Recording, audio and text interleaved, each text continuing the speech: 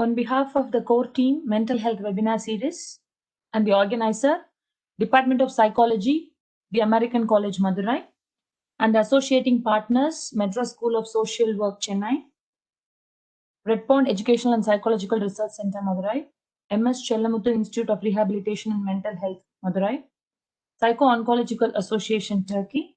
We welcome you all, the participants and the resource person of today, Ms. Arulmozhi Murugan, for today's session on building character in classroom. So about the speaker today, she is a psychologist and she has her master's in applied psychology. She is currently working as a psychologist in an organization named Sitara. She has had her internship from Mind Zone Chennai and TriMed Therapy Chennai. She has experience in working with children on anger management strategies and conducted program for elderly women at the home, Charu Home for Aged. And she has also experience in conducting mental health camp for geriatrics. And she has done projects on influence of fast junk food consumption and aggression among adolescents, relationship between pet attachment, social anxiety, and loneliness among adult pet owners and non-pet owners. She has certified courses on solution-focused approach, standard mental health first aid, and in dyslexia. And she has participated in workshops and conferences. With all her experience, we welcome her today. And now the session is over to you, Ms. Arulmozhi Murugan. Thank you very much for being here. Thank you for the wonderful introduction, ma'am. I thank this opportunity that was given to me by the Mental Health Webinar Series team to talk about a topic that's really special to me. Really, I am very attached to the topic of teaching character to people and especially children. So let me just share my PPT. Let me know if it's visible.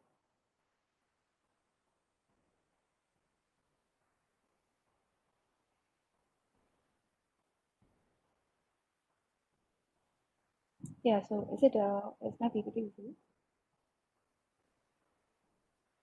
All right. Okay. So as I told, building character is something very special to me because I truly believe in character, and character is something that is very predictive of how your future is going to be and what kind of person you're going to turn out, which is going to affect how the world is going to turn out in the end, right?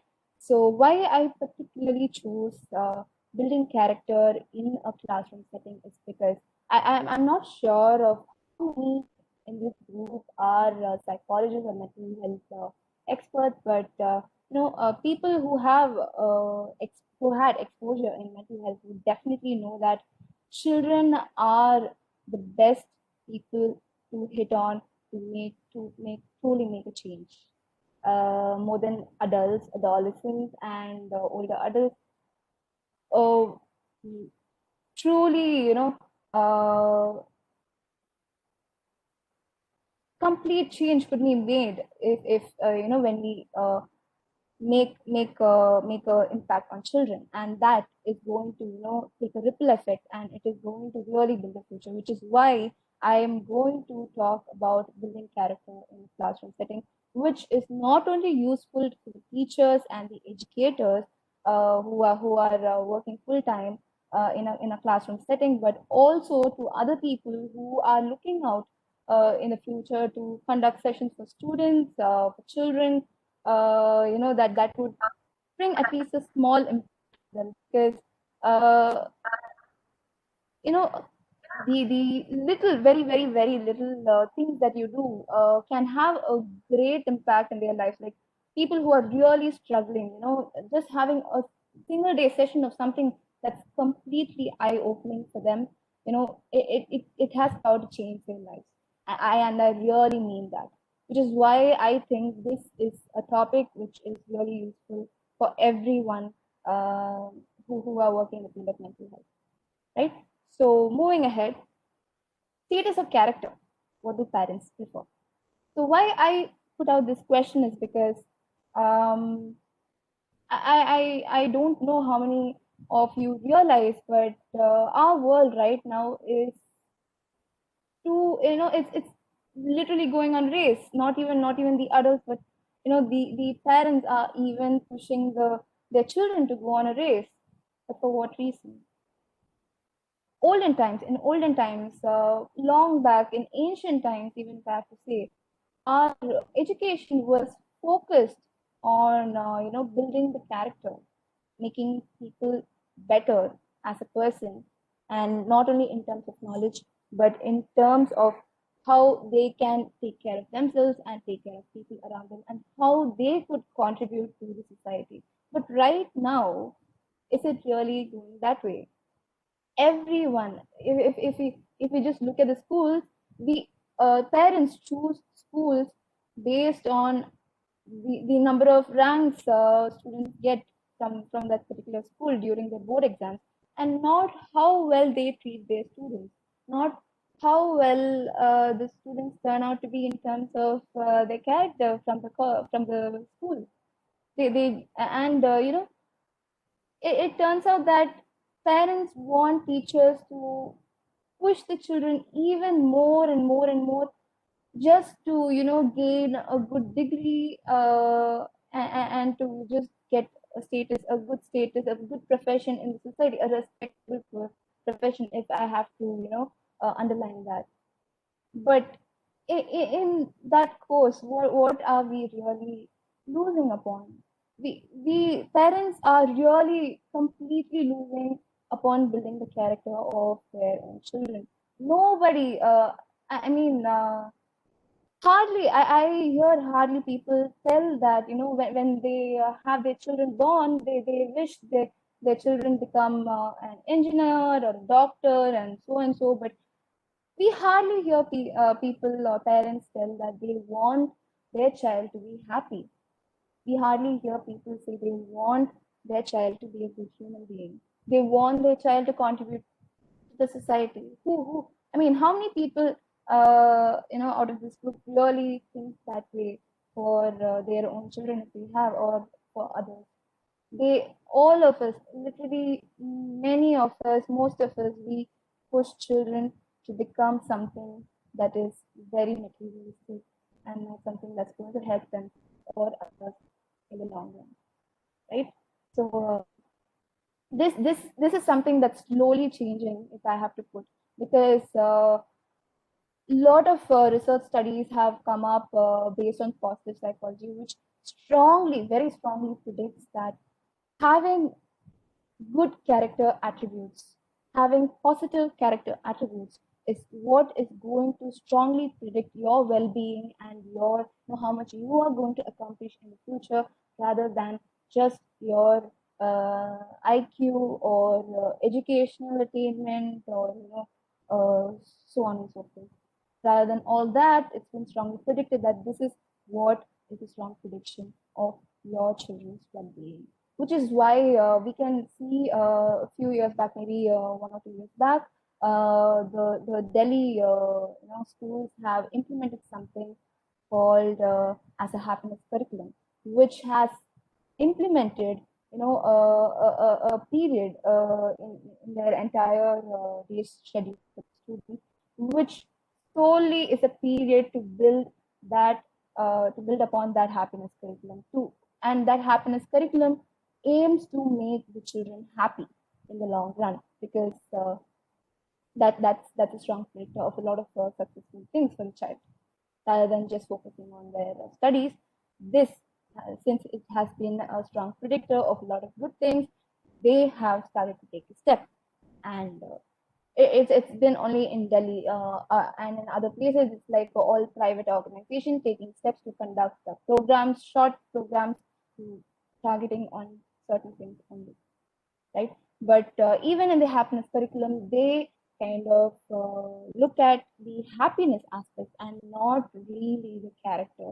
Yes, while they work on the happiness, the character aspects also get affected. Meaning they also increase for the better, but they don't exactly target that. But what we have to understand is that having positive character attributes, right? They not only lead to happiness, but they also lead to a lot of good things, which all parents ultimately want for their child, right? So, looking at something before going ahead, while teaching character, we often, parents or teachers, we often kind of get on to a position than the children, and we just think that whatever we are teaching the children is just for the children and not for themselves. They think that they are all right, they are adults, so they don't need whatever they are teaching the child, which is not true at all, because not only for themselves, but children, they they don't really listen to us when we say something, right? They most of the children tend to act opposite to what their elders try to tell them, right? So it isn't a very productive way to just tell or yell or shout at children to do something or to behave in a certain way. Rather, the best thing that you can do to build character or build all the good things that you want to see in your child or in your student is you become the person you are teaching the students to be. Imitation is a strong source of learning, especially for children, right? They don't listen to you, they don't act upon what you say, rather, they act based on how you act towards them, towards yourself, and towards the society, right?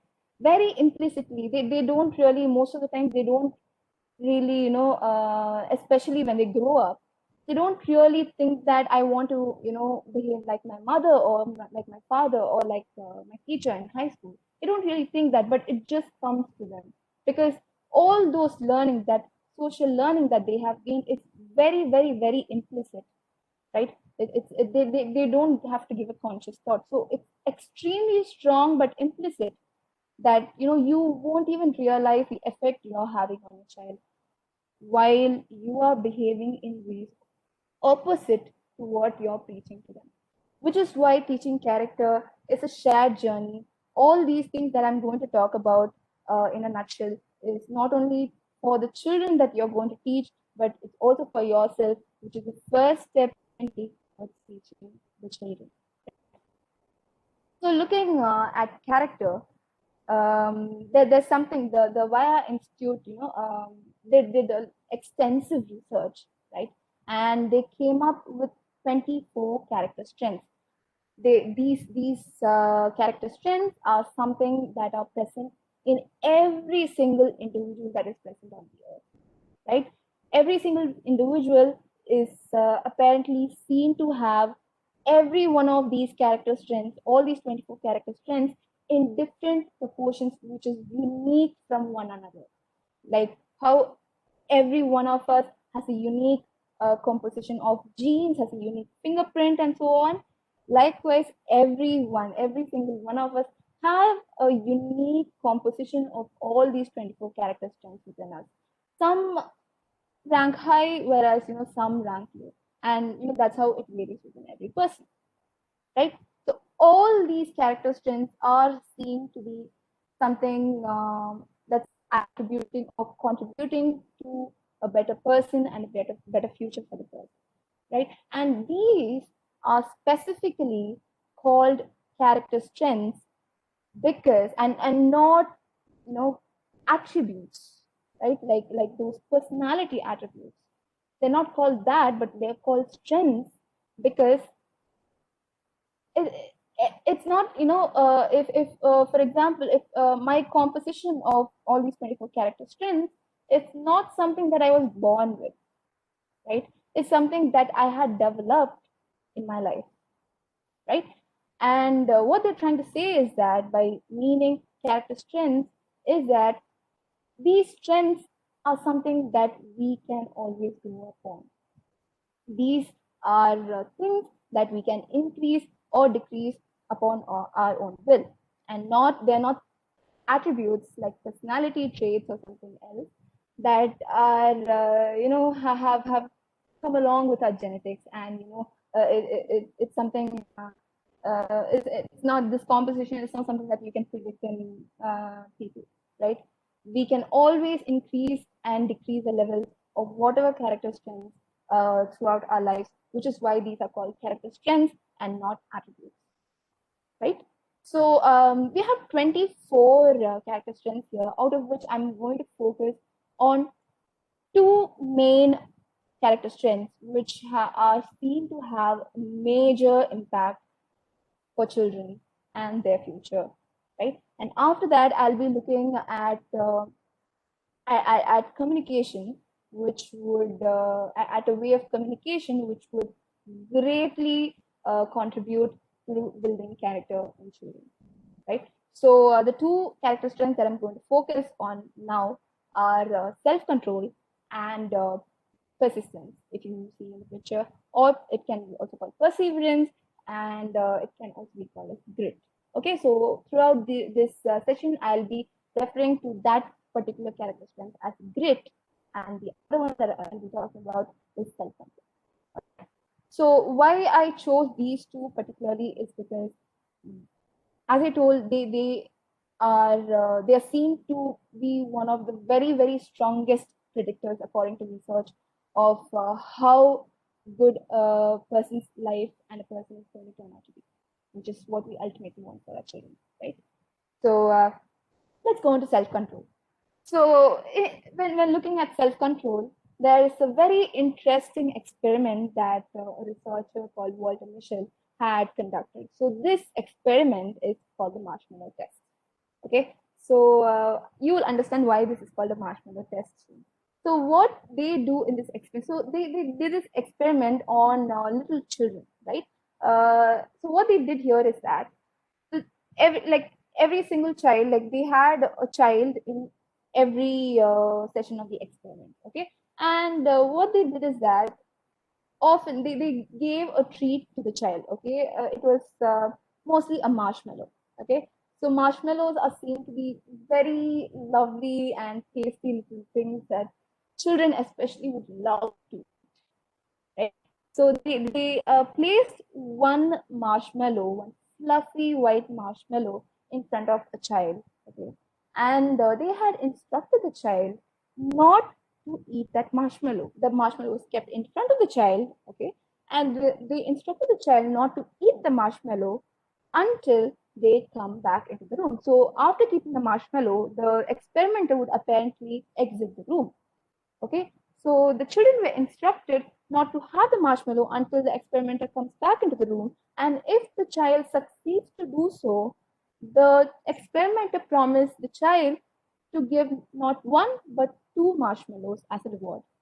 If they are going to eat the marshmallow before the experimenter could come in, then the child would just end up having one marshmallow and not two. Okay, so this was the experiment, and out of this experiment, the research came up with two kinds of children, right? One was the long delayers, okay, and the other one was the short delayers. Okay, so this experiment mainly looked at how much children can delay gratification, right?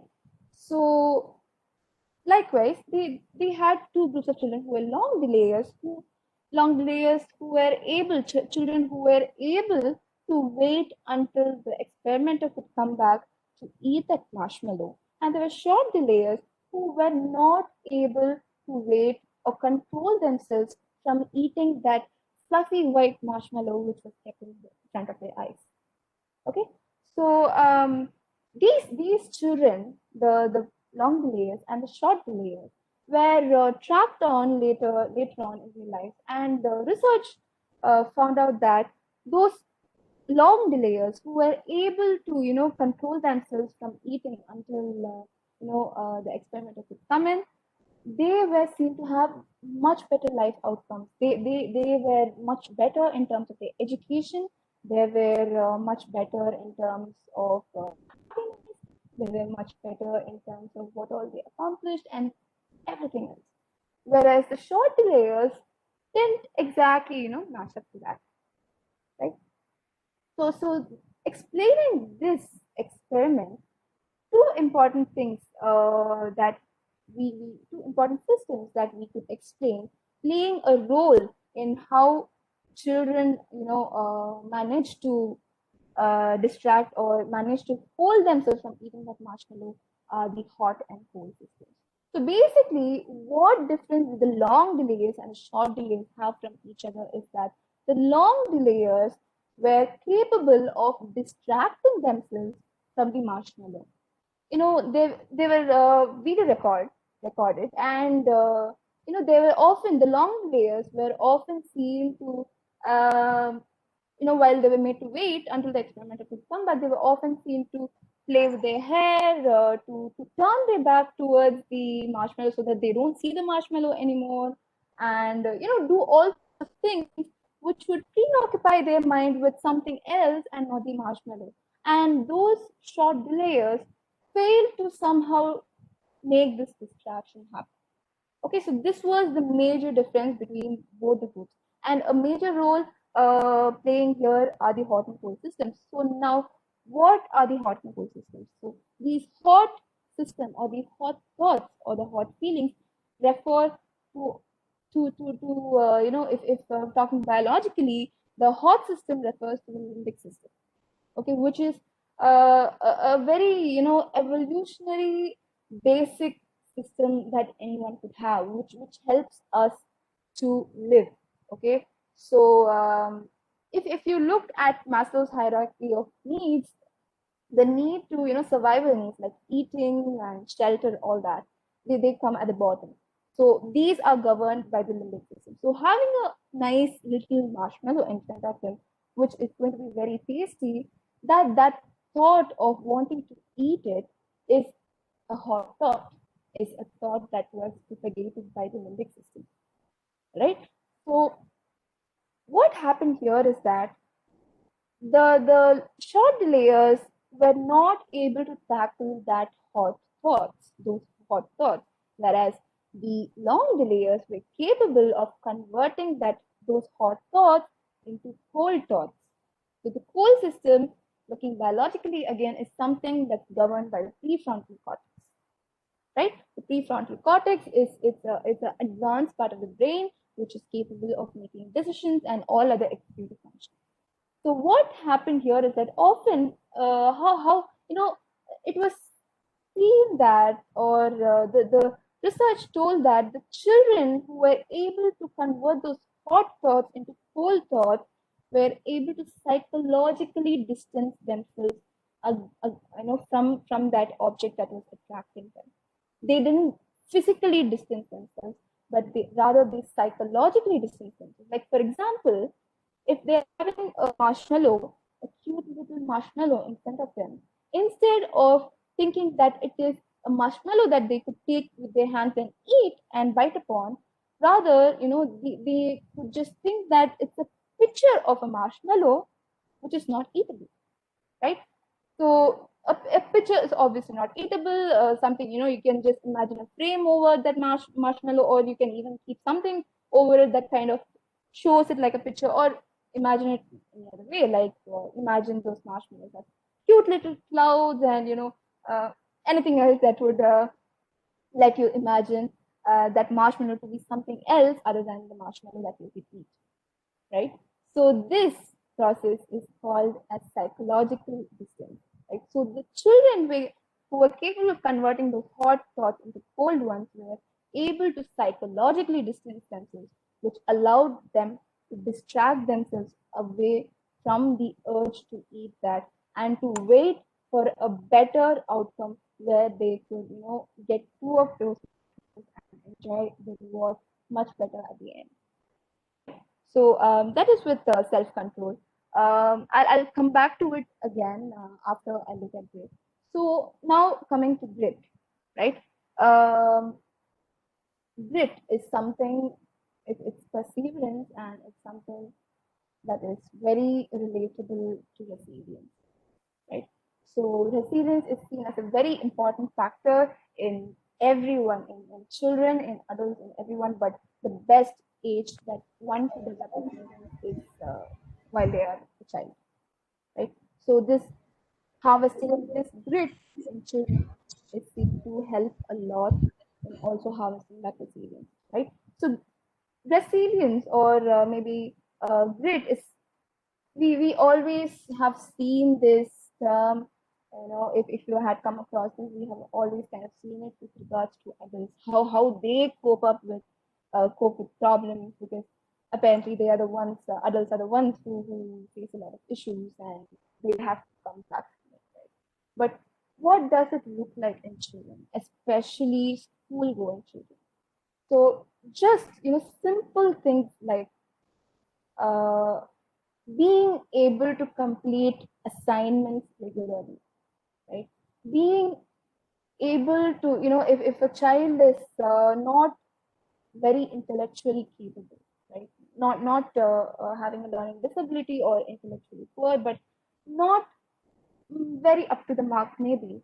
If the child is able to go to school again and to try study in spite of the failures that the child has faced, that is great. To just do their homework every day, that's great. To just submit their assignments on time, that is great. So we can see grit in all these little things in children, which at that time it may not look like it's contributing to something, but in the future it is definitely going to contribute to something really big, both for themselves and for others around them, right?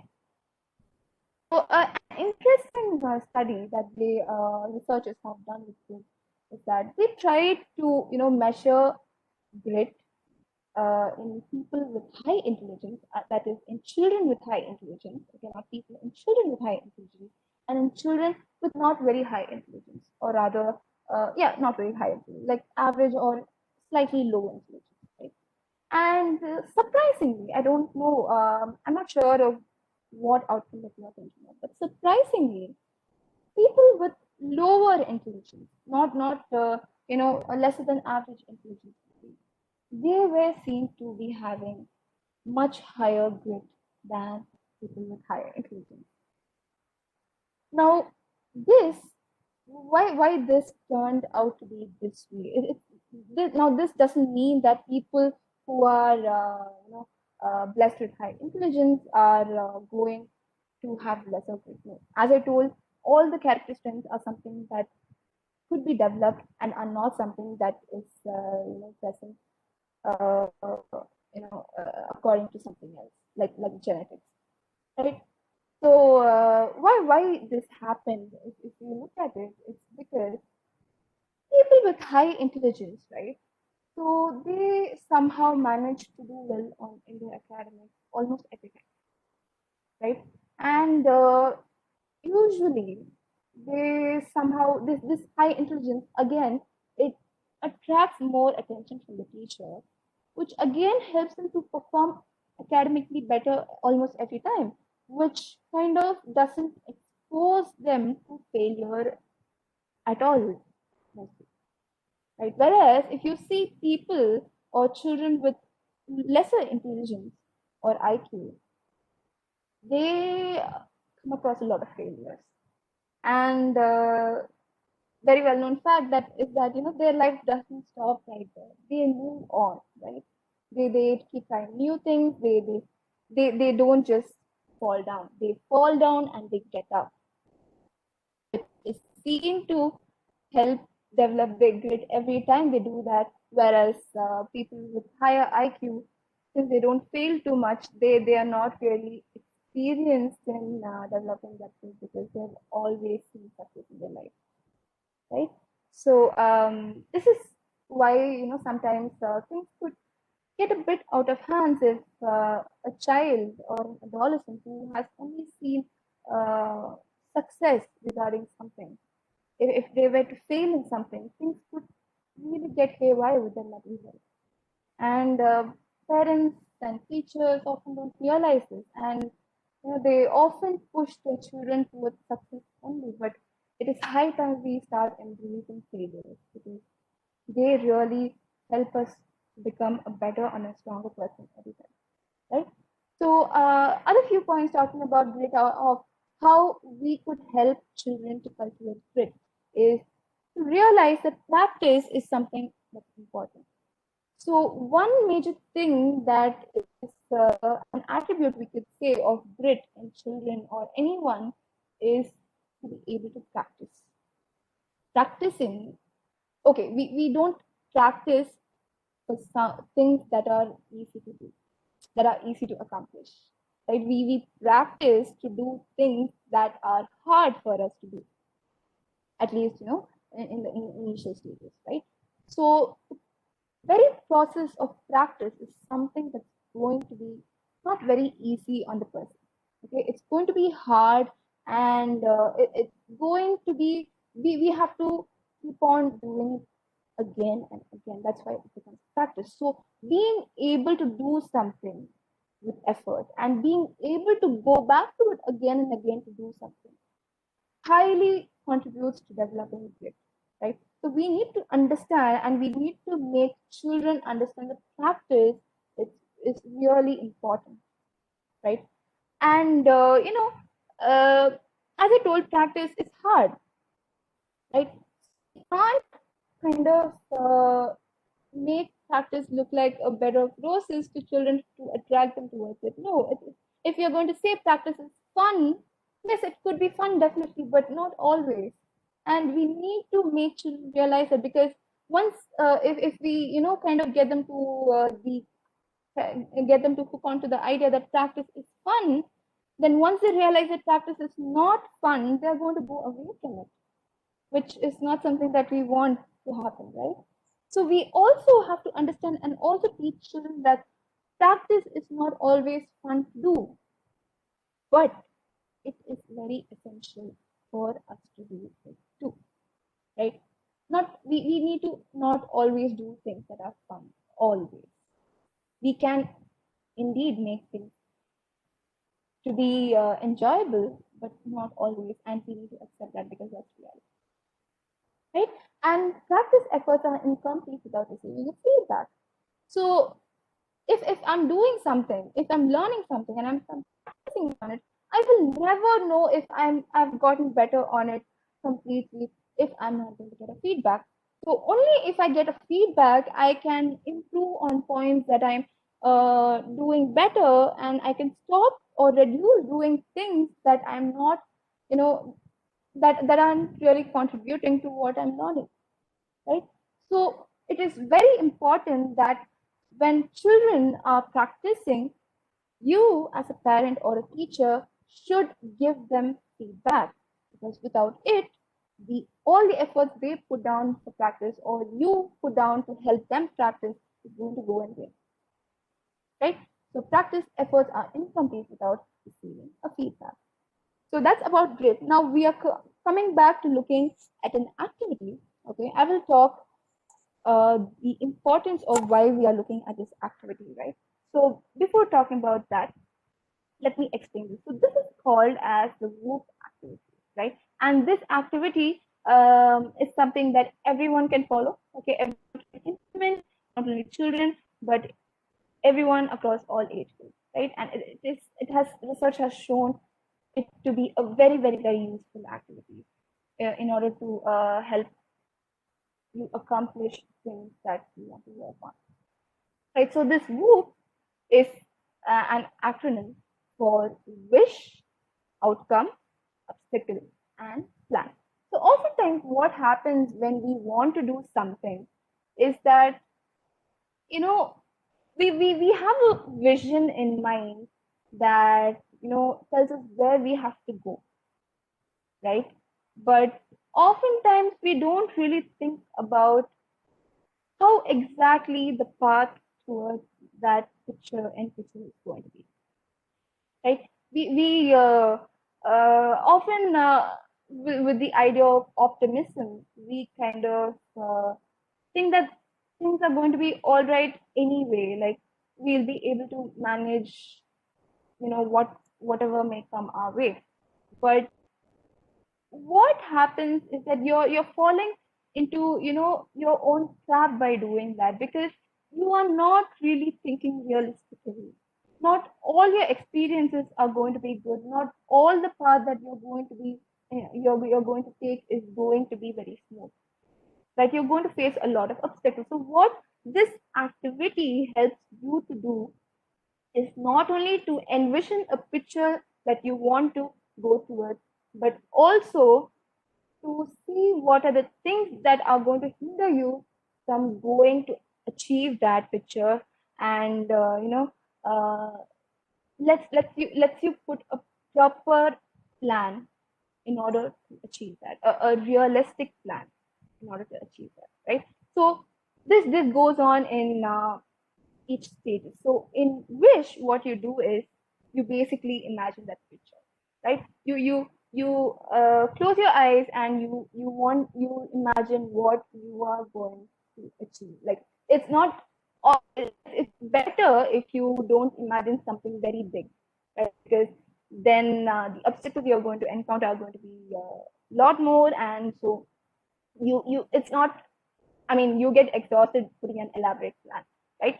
So have it. It's better to have your wish in smaller, stages or milestones that will help you to go from one stage to the other, right? So in the first stage, what you do is you wish for something, right? You imagine something that you want to get or you want to accomplish. In the outcome, what you do is that, which is the next stage, what you do in that is that you close your eyes and you must literally imagine yourself, thinking how good it's going to be in every single aspect if you're going to achieve that outcome, if you're going to achieve that wish, if you're going to make that wish come true. Okay, so the outcome part is to dwell on all the good things that you're going to get when you're going to achieve that. And in the obstacle, what you're doing here is you're contrasting completely. So in outcome, you were literally in a better process. You were being showered with a lot of good things, right? So in the obstacle, you're going to completely turn to the other side, and you're going to look at what are the things that are standing in the way of me experiencing this goodness that I'm imagining right now, right? So you're going to think about all those obstacles, and you're going to write each of this down. You're going to write the wish, you're going to write the outcome, and then after imagining these obstacles, you're going to write that, preferably one by one. Okay, because that's something that's easier to accomplish rather than a lot of things at the same time, right? So after you look at the outcome, after you have a picture, after you're going to know how good it's going to feel if you're going to achieve that, which is going to help you motivate. After you look at the obstacles, you're going to put out a plan. So how am I going to reach that picture across all these obstacles, right? So it's not that we are just going to uh, you know pretend that there are no obstacles at all. There are definitely going to be obstacles in some way possible, which is why someone would even do this activity, because it's not coming automatically to them, right? So make a solid, realistic, simple, and a short term goal plan, right? Which is going to help you go across and avoid or tackle those obstacles in order to reach your wish, and let you experience that outcome that you imagined you would experience, right? So this activity, this group activity, is strongly based on mental contrasting, where as I told, where you experience, imagine, close your eyes, imagine and experience all the goodness that's going to happen to you. Immediately after which you're going to look at the bad side. That's going to prevent you from achieving that. This mental contrasting is seen to help you put a, get a very clear picture of how it's going to be and put a very proper plan of how you're going to deal with it. And this has seen to really help people to achieve their goals who aren't, able to achieve it through many means. Okay, so why I'm talking about this activity is that this WOOP activity, when done on a regular basis, when incorporated even for the small little goals that someone could do, okay, little tasks that someone could do, especially children, when done on a regular basis, only in the initial times you have to, it's a long procedure. You have to think about each and everything and you have to write it down. But as you do it, it becomes very easy. It doesn't really come with a conscious effort. It just comes on automatically. Your mind kind of becomes programmed to approach a problem this way. So when this happens, it's seen what research tells us that it's seen to increase the self-control and grit aspect in people, especially children. Why? Because self-control is seen to particularly get enhanced by using if-then implementation plans. So this WOOP activity is, put short. It's a if-then implementation plan, meaning if so and so happens, then what am I going to do? So that if-then implementation plans, if people are going to implement that within their framework of problem solving, their people's self-control or children's self-control are seen to be enhanced greatly. And why does also grit develop out of this activity is that this activity is something that helps a person to motivate and get pushed to practice. As I told, practice is something that is a major contributor to grit. It's an attribute of grit. Right? So this is going to help you practice and do things over and over, right? Which is again going to contribute to enhance your grit, right? So which is why this WOOP activity is a very simple yet a very, very, very important activity that you can absolutely introduce to your children or students, right? So that's about character strengths. I just want to touch upon grit and self-confidence because they're very important. So moving on, micro moments is something that we are going to look at next. So this is a form of communication, meaning it's an aspect of communication. So what a researcher called Daniel Kahneman, right? He came up with this concept called micro moments, which he described as our memories. Okay, are he described them to be present as experiences in tiny, tiny, tiny moments, which last for barely few seconds, right? So that's what he says. Memories are stored as experiences which are really tiny that last only for a few seconds, right? That's why they are called micro moments. So these moments, right, are of generally three kinds. Okay, they can either be good, they can either be bad, or they can either be neutral, right? So what happens is that oftentimes people end up remembering these good and bad moments, micro moments, and not the neutral ones. Okay, which is why the good and the bad micro moments are seen to play a huge role in how children are going to learn anything. I have to mention that, right? So this micro moments is any moment of time where you strengthen a relationship with another person, right? So oftentimes these micro moments are something that happens even when a person is on their own, right? Like for example,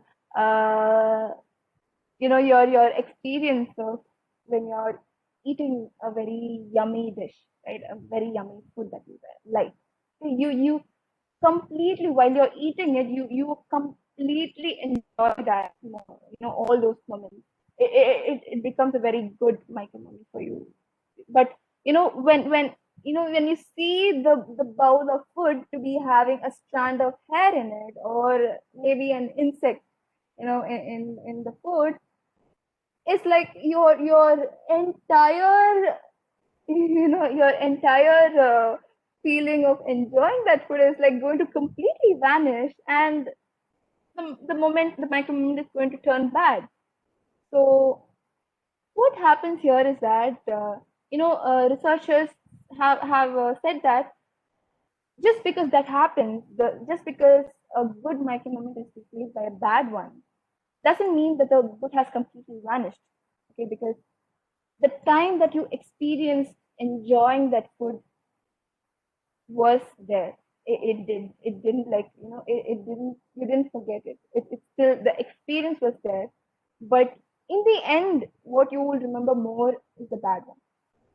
It's a bad micro moment, which is why we want to reduce those bad micro moments and to increase good micro moments. And especially we are going to see it in the aspect of communication, because that's what happens while we teach, right? We teach by communicating, and which is why we are going to mainly look at the micro moments acting out in the aspects of communication, right? So there are three attributes to micro moments here, okay? Which is first one is constructive responding, second one is growth mindset, third one is character behavior language. I will be touching upon each one of these as we go on, right? So even though there are three attributes here, we need to remember that a micro moment is not made up of all three attributes at once. It is possible to have one of them at each time. Okay, it's not necessary that when we are trying to build a good micro moment, it's not necessary that we need to incorporate all three of them at the same time. We can like have incorporate one at each time, and the end result is what we should ideally have, is that all the three attributes should be touched upon in an equal way. So what happens in the end result is that you get a complete micro moment, right? Where you're not leaving upon just one or two of those aspects. You touch upon every one of them in every single moment. That's how you want your conversation to turn out to be. I'll explain that as we go on. And also one thing that I want to mention is that not all interactions need to be positive. I did mention that bad interactions have so much power to completely replace the good micro moments, but still it is realistic to accept that life consists of good, bad, and neutral things, and we can't get rid of something entirely.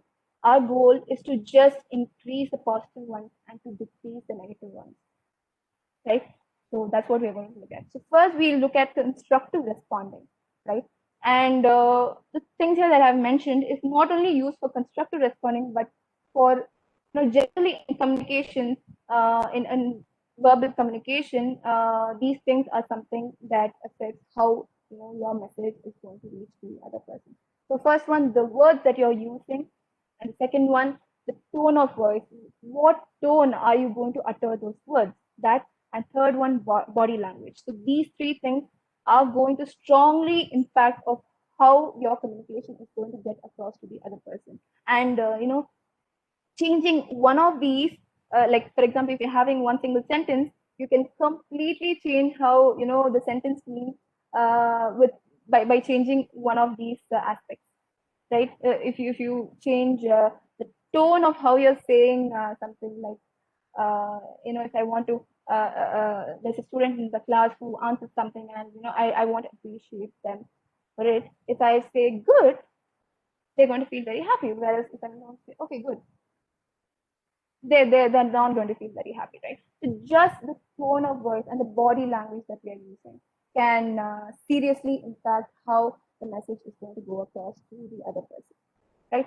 So looking at constructive responding, there are four types. You can look at this table. So first one is active constructive, is which is the ideal one that we're going to look at, where we are actively showing that they have done, if they've done a good job, we are showing that. If they've not done a good job, we are giving an active, we are truly taking interest in telling something in how they turn out to be, right?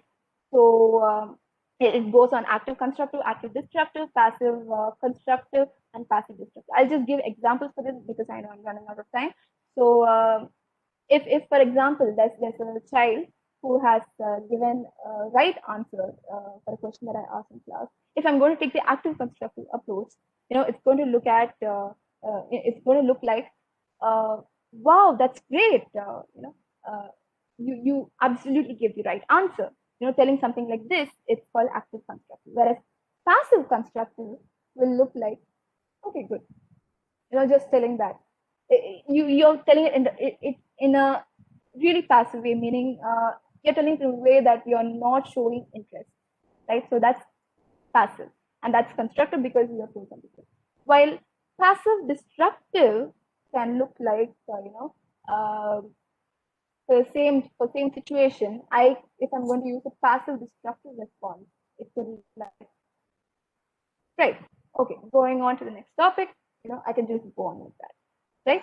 So that becomes passive destructive because I did acknowledge that the student answered right, but I'm not really paying respect to that. If you take notice, right? So that is passive destructive, whereas active destructive could be something like passing a sarcastic comment like, "Wow, I never knew you could give right answers to me." Now, I did say that the student gave a right answer, but I also, put down their respect, or I kind of, made them to feel bad because I indirectly communicated to them that they are not capable of giving right answers in the class. Right? So that is something active destructive. So these are the different kinds of response one can give while communicating to others, especially the feedback, right?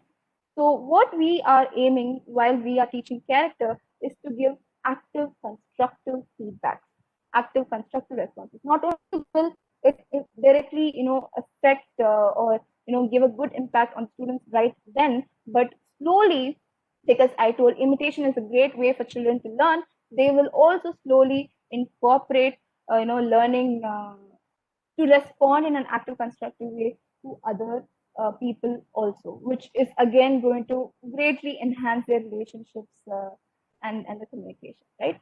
So yes, when to use constructive feedback, it's not really possible to always use constructive feedback or active constructive feedback, right? But the times that we have to mainly pay attention is while we are giving a critical feedback, which I have already mentioned before, right? So especially when you're giving a feedback, you are trying to communicate to the child that you know I'm not going to give a feedback to someone who I think is not going to be able to accomplish something, right? I'm going to if I'm giving a feedback to someone, it means that I truly believe that that person is capable of doing much better with that feedback, right? So that is why I give feedback. So by giving this, I'm also communicating to the child that you are much more capable of what you did right now, and I truly believe that, and I truly believe that you can go to heights much more greater than what you are right now. So by doing this, not only does the child gets much more motivated to do things, it has also been proved in research that giving critical feedback, which consists of active construction, has seen to improve their students' academic engagement and the quality of the work they do. Right. So that's about constructive feedback. Now going on to growth mindset. So growth mindset is something. It came up with Carol Dweck. She's a researcher in psychology. So what this growth mindset tells is that people, it's a belief, it's a mindset that people or humans have the tendency to grow, meaning they can become better and they are not stagnated at something. Like we don't let genetics to define who we are. When we are having growth mindset, a person truly believes that they can get better with practice. They can make themselves better through a lot of things, and they are never the same in any part of their life. So a research that Carol Dweck had done on students who apparently had fixed mindset and on students who apparently had a growth mindset, right? So what she saw here is that students who had fixed mindset, especially fixed mindset on IQ, especially. So fixed mindset on IQ. So those people believe that IQ is something that is genetic and it can't be developed. Okay, so people who had growth mindset on IQ believe that IQ could be can be enhanced by what people do, right? So by studying them through a long-term process, she found out that students who had a fixed mindset attributed their failures to themselves. So if they were to face failures, they attribute it to themselves, which is, again, making them think bad about themselves, which is again going to, not help them to accomplish the things that they want to. And it also attributed them to give up early on their attempts, right? Whereas if you look at the growth mindset category, their love for learning was huge, and they learned just for their love of doing it, and not really because they just want to do it for someone else, not like that, but they genuinely did things because they love doing it. They genuinely learned because they love learning, and they believe that that learning could contribute to themselves to become a better person tomorrow, right? And the willingness to take risks even though mistakes were inevitable had increased, meaning students knew that they could make mistakes, and they will definitely make mistakes, but that didn't stop them from you know uh, giving an attempt on doing something, which is a very great thing. It's a very commendable thing, right? And it also helps them to try again after a failed attempt because they know that they can better. So these people know that with every failed attempt, they're going to get better and better and better, which is why it didn't stop them from not trying even after they fail, which is an absolutely wonderful thing, right? Which is again going to contribute to their grit, right?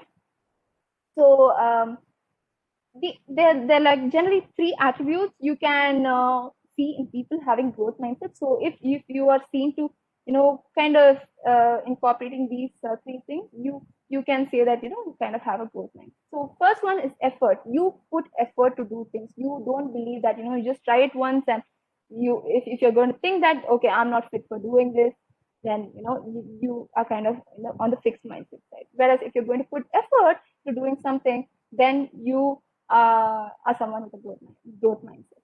And using good strategies, not using strategies or plans just for the sake of doing it, or sake of trying, but using really good strategies that could be seen to work, right? And proactive help seeking. Any smart person would know that a person can't accomplish everything by themselves. They have to get the help of others, because there's so many things that we can learn by asking others help, by getting people's input on something that we are trying to do, right? Which will again help us to accomplish what we want to do, which is again going to help us grow, right? So these are three attributes of growth mindset. And more about growth mindset: identifying moments of struggle and guiding them through it. So while we are teaching growth mindset to children, it is important for the teacher or the parent to identify the moments where our children are struggling. We shouldn't leave them to struggle just like that, nor we should stop them if they are struggling. Rather, we must identify those points where they're struggling, and we must guide them through. We must help them move through that struggle themselves. You're going to just push their back, but they are the ones who are going to walk on their own feet, right? And giving the right challenges, because not everyone are going to feel the same with every challenge that you give me. The students maybe who are having a higher intelligence and who are pretty smart, if you're going to give a simple assignment to them, they'll just finish it soon, and that's not going to really indicate any growth mindset or practice or grit to them, right? So giving proper assignments or challenges for every kind of student, which is being catered to how they are, right?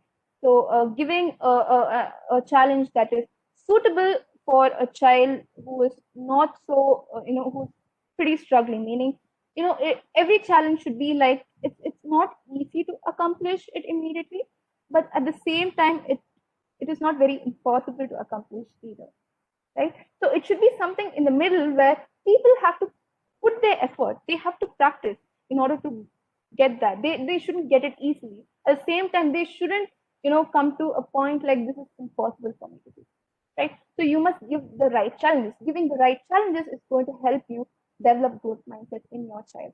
And telling them why you give critical feedback, giving them critical feedback and telling them why you give it. Because telling them why you give it, because you give it because you want them to grow, because you believe that they can do much better than what they are doing right now. So not only having this in your own mind, but also communicating it to the child is going to really help the child even in the future, even after they get 30 or 40 years old. Those words that you utter at that point of time is going to really make a change in the child's life, right? Which is why giving them critical feedback is going to, and telling them why you're giving it is going to help them try better, it's going to help them motivate better, and they are going to slowly inculcate this growth mindset within them, right? So last thing that we are going to look at is character behavior language. So we spoke about all these things, that how we can improve character in children, but oftentimes it's like we are having all this knowledge to ourselves, and we are not really like communicating this to the children, like it's like we are the boss, and they are people who just have to follow our orders. It often doesn't work well that way. So what you have to do is, every time when you communicate, every time a child does something good, or you want to correct a child doing something, you have to rather than saying you have a lot of self control. Tell what that self control is. Like, for example, if a child was able to not eat that marshmallow, tell that the aspect, the her ability to be able to control herself from eating that marshmallow was really good. So tell it completely. Don't give it words that you have learned in, like self control or grit or whatever. Don't give it those fancy words, but explain what they're doing so that children will know what you are talking about. Only if they know what you're talking about can they again repeat it in the future, because you will think that you communicated it properly to them, but you will not know what they have understood it in their mind. So if they have not understood it, then they are not able, they won't be able to again replicate it in the future, which is something that we don't want, right? We want everyone to do the good things again and again in the future.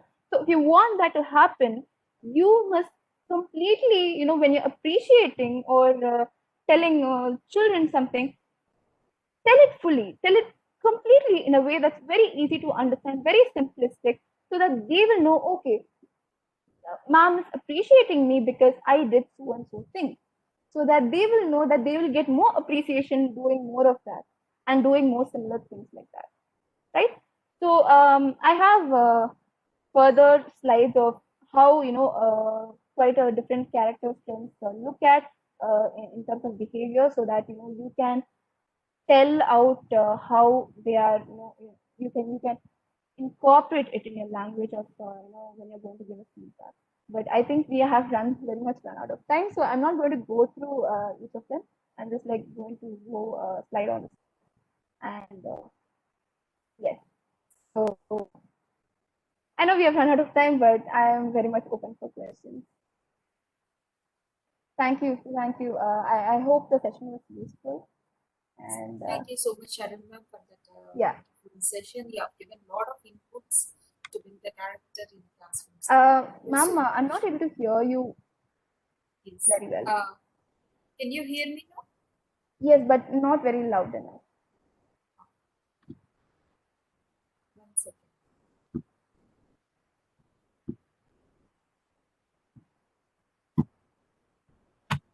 Can you hear me now?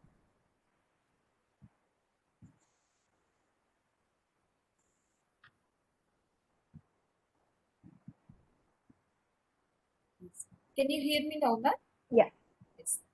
Thank you. I'm Dr. Veena, one of the core team members, and thank you for that wonderful session on tips how to build character in the classroom setting. Thank you so much. And participants, if you have any queries, you can put in the chat box or unmute yourself and ask the question.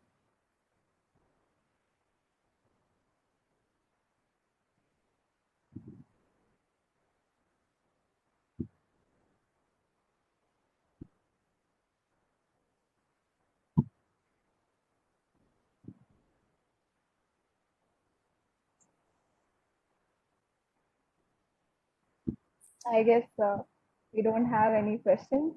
Probably. Ma'am, you could put your mail ID in the chat box so that participants, if they have any queries, they can say write to your email.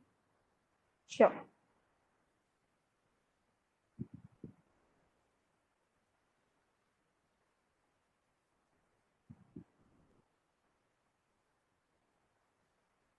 So that's my mail ID. Everyone could feel free to contact me regarding any doubts they have with this topic. Yes. Thank you so much, ma'am. And now is the time to express our gratitude for accepting our request and doing such a wonderful session. So, on the behalf of the Department of Psychology, American College Madurai, and core team members, MSSW Chennai, MS Chelamuthu Trust and Rehabilitation Center Madurai, Psycho-Oncological Association Turkey, and Schizophrenia Research Foundation, SCAP Chennai, and other associations, we extend our sincere gratitude for accepting the request and taking the session, and also for all the participants who have been traveling and making this webinar series a grand success. Thank you one and all, and participants, kindly send your queries and feedback to mywebinarfeedback@gmail.com.